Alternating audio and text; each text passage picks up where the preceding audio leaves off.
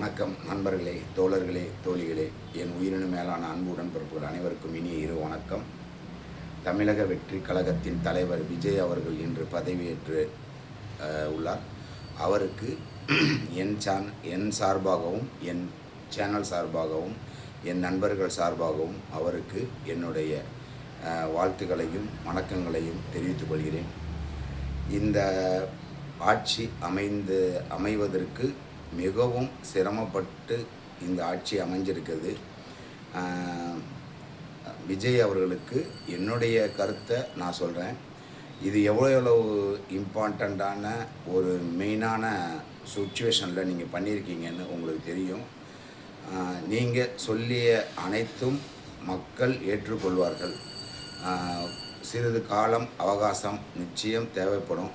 அது மட்டும் இல்லை, இந்த இடத்துல நான் சொல்லக்கூடியது என்னன்னு கேட்டிங்கன்னா, இப்போ நீங்கள் எடுத்து வச்சுருக்கிற முதல் படி எப்படியோ எவ்வளோ ஸ்பீடாக நீங்கள் போயிருக்கீங்களோ அதே ஸ்பீடில் கடைசி வரைக்கும் ஆட்சி அமைக்க வேண்டும். ஏனென்னா இது திராவிட கழகத்துக்கும் உங்களுக்கும் நீங்கள் போட்டின்னு சொல்லியிருந்தீங்க. ஆனால் இருந்தாலும் இப்போ அவர்களோட உதவியோடு தான் இந்த வாட்டி நீங்கள் ஆட்சியில் அமர்ந்திருக்கிறீங்க.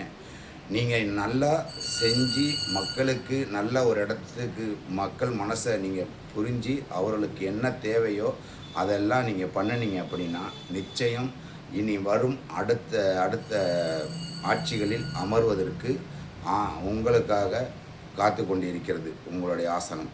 அதுக்காக தான் இது நான் சொல்கிறேன். இது நான் கோர்வையாக பேசலாம் எனக்கு தெரியாது.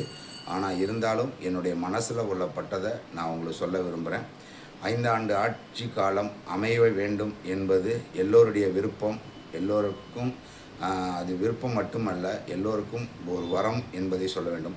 இவ்வளவு நாள் திராவிட கட்சிகள் 2 போட்டி போட்டுக்கொண்டு அனைவரையும் பார்த்து கொண்டிருந்தார்கள். இப்பொழுது 3ஆக வந்திருக்கும் உங்களுக்கு நிறைய பிரச்சனைகள் வரும்.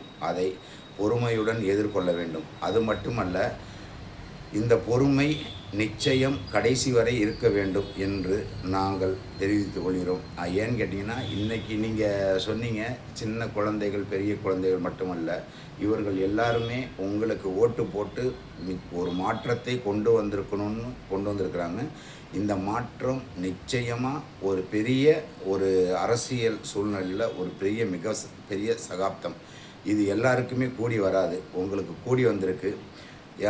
எம்ஜிஆருக்கு அப்புறம் உங்களுக்கு இது கூடி வந்திருக்குன்னா நிச்சயம் அதுக்கு ஒரு பெரிய வரப்பிரசாதம் தான் சொல்லணும். அதனால தான் நான் இதை சொல்லிக்கிறேன்.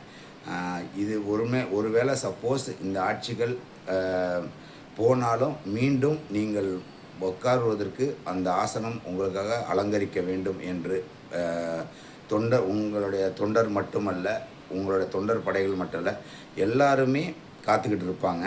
அது மட்டும் இல்லை, ஒரு சின்ன ரிக்வெஸ்ட்டு என்னன்னு கேட்டிங்கன்னா, தொண்டர்கள் எந்த இடத்துலையுமே தவறான பதிவுகளை நீங்கள் விட வேண்டாம். அது தமிழக வெற்றி கழகம் அந்த ஒரு பெரிய ஒரு மாபெரும் ஆசனத்தை ஆட்டி வச்சிரும் அப்படிங்கிறது தான். எல்லாருமே தற்கூரி அணில் அவங்க இவங்கன்னு சொல்லிட்டு இருந்தாங்க. அதெல்லாம் கவலைப்படாதீங்க. இனிமேல்ட்டு இவ்வளோ நாள் எப்படி இருந்தீங்கிறது தெரியாது. இனிமேல்ட்டு ரொம்ப பொறுமையாக இருக்கணும்.